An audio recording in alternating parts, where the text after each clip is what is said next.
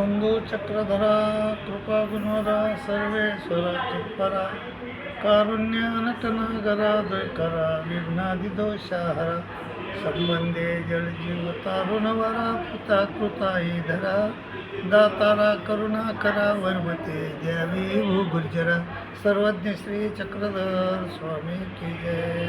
माय बाबू सर्वज्ञ श्री चक्रधर स्वामी महाराज म्हणले आनो शक्ते शंभो ऐसा त्रिविध वेद. आनो शक्ते शंभो ऐसा त्रिविध वेद. तर माय बाबू 81 कोटी 6,10,000 देवता आहेत. त्यांचे 9 थवे आहेत. कर्मभूमी, अष्टदेवनी, अंतराळ, स्वर्ग, सत्यकायस्वरूप, क्षीराब्दी, अष्टभैरव, विश्वरूप आणि चैतन्य. कर्मभूमीच्या देवता 13 कोटी, अष्टदेवनीच्या 13 कोटी, अंतराळीच्या 13 कोटी, स्वर्गीच्या 33 कोटी, सत्यकाय सुकुंडीच्या 9 कोटी, क्षीराब्दीच्या 1,00,000, अष्टभैरव 8, विश्वरूप 1 आणि चैतन्य 1. असं एकूण 81 कोटी 6,10,000 देवता आहेत.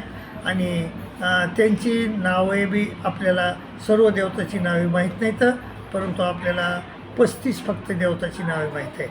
कर्मभूमीच्या कोणत्या देवता येतात? कर्मभूमीच्या फुली, मैराळी, हा हो असे 4च नावं माहीत आहेत आपल्याला. अष्टदेवनीच्या 8 नावं माहीत आहेत आपल्याला. देव, देवी, चिडा, चिटूक, वीर, भौतिक, 101 शिनी.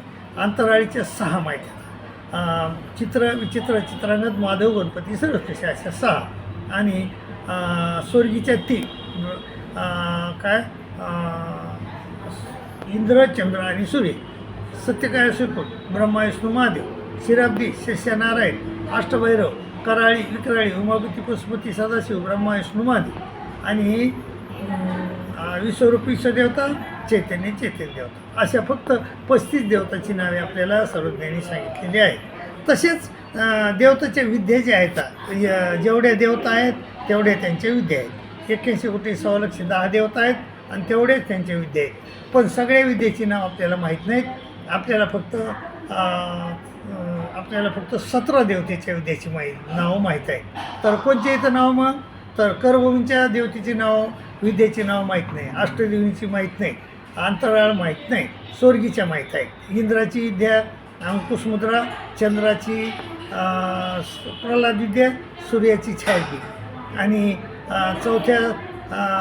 5व्या स्थानीच्या ब्रह्माची शांकरी, महादेवाची शांभवी आणि विष्णूची शुद्ध. आणि क्षीराब्दी, सत्यनारायणाची वेदवंती. अष्टभैरवाची कराळी, विक्राळी हे नाव आहेत त्याचे. आणि त्यांच्या विद्या आहेत नाद, बिंदू, कळा, ज्योतिलो, अवस्था, आनंदावेसू. विश्वदेवतेची समळ शांभो आणि चैतन्यमायाची शुद्ध शांभो. अशा 17 विद्येची नाव आपल्याला माहीत आहे. माय बाबा, तर ह्या ज्या विद्या आहेत तर ह्या विद्येची 4 गट केली. आनव, महानव, शाक्य, शांभो. आनव गटात 72 कोटी देवता विद्या येतात. महानवमध्ये 9 कोटी 6,00,000 आहेत. शाक्तेमध्ये 8 आहेत आणि शांभवामध्ये फक्त 2 आहेत.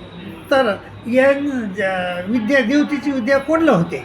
जो माणूस ज्याच्याकडून म्हणजे आवर्दृश्य अवताराच्या ठिकाणी भजन घडलं, किंवा विद्यावंताच्या ठिकाणी भजन घडलं, किंवा ज्ञानविग्रहाच्या ठिकाणी भजन घडलं, तर ह्या एवढ्या भजन घडल्यानंतर यायला ह्या जीवाला त्या देवतेची विद्या होऊ शकते. त्या देवतेची विद्या होऊ शकते.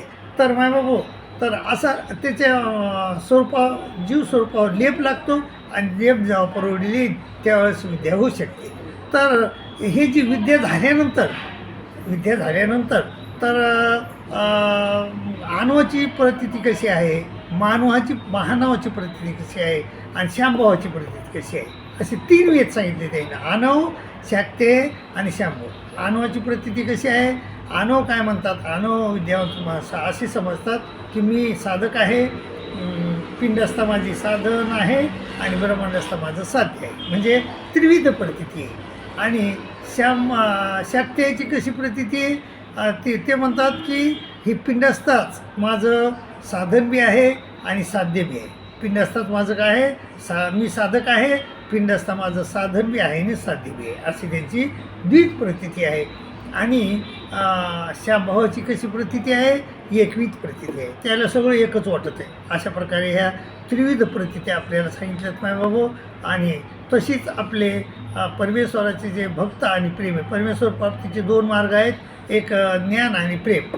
तर ज्ञान कशानं होतं आहे, आहेतूक माया भूत भजनानं, आहेतूक भूत भजनानं ज्ञान होतं आहे आणि आहेतूक मायापूर भजनानं प्रेम होतं. तर मग प्रेमियाची प्रतीती कशी आहे, एकविध प्रेमियाची प्रतीती म्हणजे प्रेमियाला असं वाटतं आहे की हा जो म्हणजे ज्या परमेश्वरानं त्या पुंसंबंधाच्या घरातून काढून आणलं त्याला मूर्ती म्हणतात. आणि त्या मूर्तीवर प्रेमियाची प्रतीती अशी आहे, साध्य साधन अशी प्रतीती. माझं हेच साधन जी मूर्ती आहे ती माझं साधन बी आहे आणि साध्य बी आहे. आणि साध्य साधना कार्या करले करचरंत ब्रह्म अशी प्रेमियाची प्रतीती. आणि ज्ञानियाची प्रतीती कशी आहे, त्याला वाटतं आहे की हे जे म्हणजे जी मूर्ती आहे, श्रीमूर्ती आहे, ती माझं साधन आहे. साधन प्रतीती प्राप्त बोध म्हणजे प्रापक बोध, प्रापक नाही, प्रापक बोध हा प्रेमियाचा आहे, प्रापक बोध.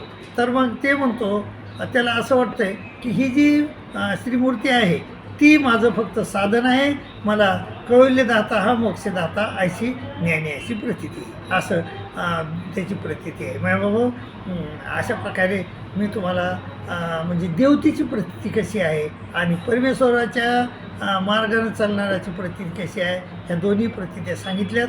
तुम्हाला पटलीच असन अशी मी म्हणजे असा मी काय करतो, अपेक्षा करतो आणि तुमची रजा घेतो. दंडोत प्रणाम, दंडोत प्रणाम, दंडोत प्रणाम.